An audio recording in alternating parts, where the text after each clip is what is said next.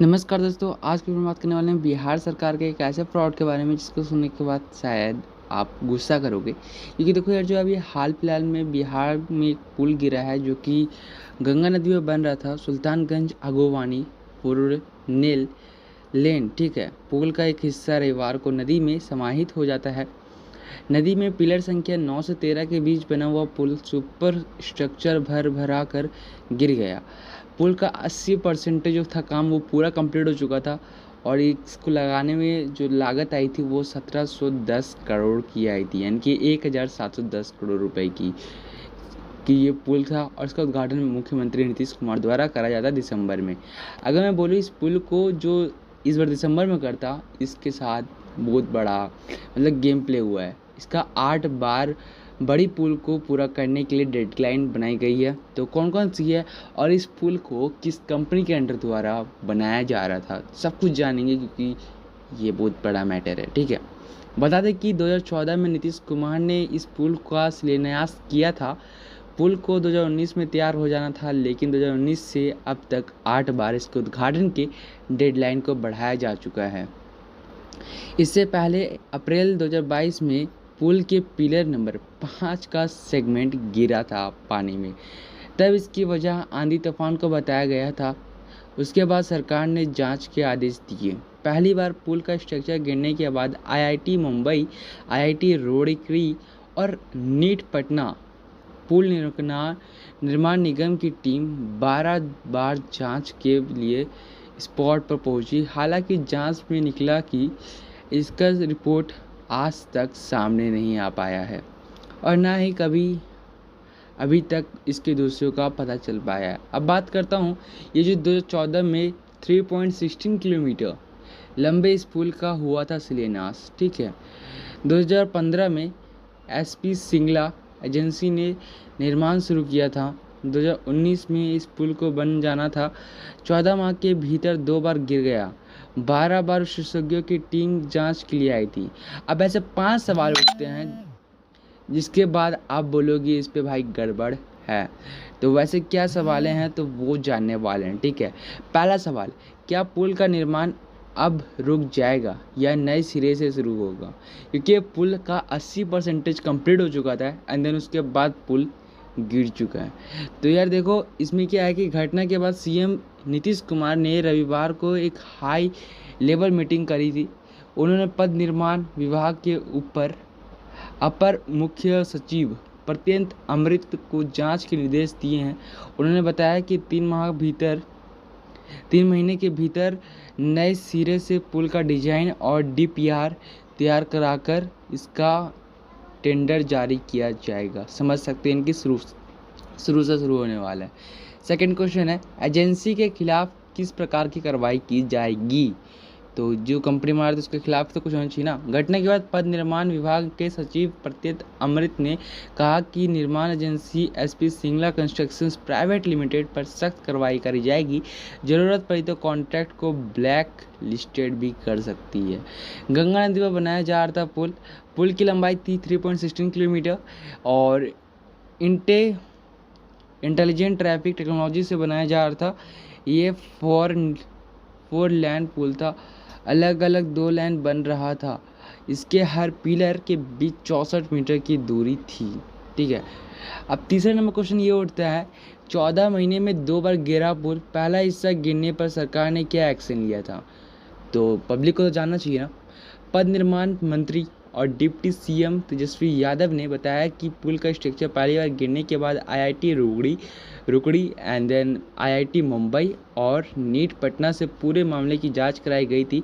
तेज हवा के कारण पुल गिरने की बात सामने आई। उन्होंने अपनी जांच में पुल की डिजाइन पर सवाल उठाए थे। पूरे ब्रिज के जांच की बात कही थी। उनकी रिपोर्ट के आधार पर पिलर नंबर 5 के सभी सेगमेंट को तोड़वा दिया गया था। इसके बाद सरकार ने सभी पिलर्स और डिज़ाइन की जांच नीट रुड़की से करवाई। इसी बीच 14 महीने बाद रविवार को दोबारा ये घटना घटी। घटना के बाद डिप्टी सीएम तेजस्वी यादव ने कहा कि निर्माण निधीन पुल के स्ट्रक्चर के गिरने की आशंका पहले ही जताई थी।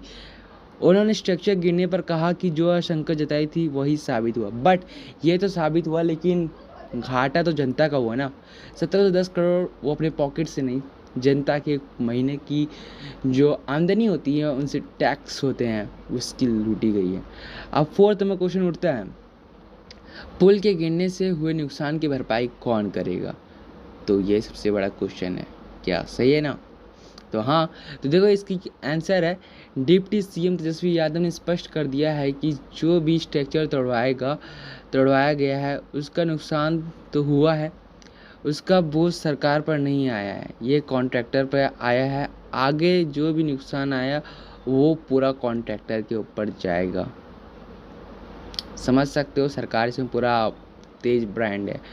And then fifth number question है, एक और जांच होगी, इसकी रिपोर्ट कब तक आएगी? पथ निर्माण विभाग के ऊपर मुख्य सचिव प्रत्यंत अमृत ने कहा कि 1 हफ्ते के भीतर पूरे मामले की जांच रिपोर्ट सामने आ जाएगी। अब देखो यार, 5 साल में कब कब गिरी पुल? तो 1 नवंबर 2019 में गिरी, 20 दिसंबर 2020 में गिरी, 30 जून 2021 में गिरी, 30 मार्च 2022 में गिरा, 30 दिसंबर 2022 में गिरा, 30 मार्च 2023 में गिरा, 30 जून 2023 में गिरा। तो आप देख सकते हो मतलब कि ना, ये जो पूरा डेडलाइन था बन जाने का, लेकिन इसमें कुछ ना कुछ तो खराबी हुई थी। गिरने का बात नहीं था, माफ़ करना, ये इसकी डेडलाइन थी कि इस समय तक आपका पुल कंप्लीट हो जाएगा, लेकिन कंप्लीट नहीं हो पाया था। ठीक है, तो गाइस अब बात करते हैं इसकी जो कल पुल की जो कंस्ट्रक्शन कर रही है कंपनी, जिस पे सारा पैसा जाने वाला है बोझा।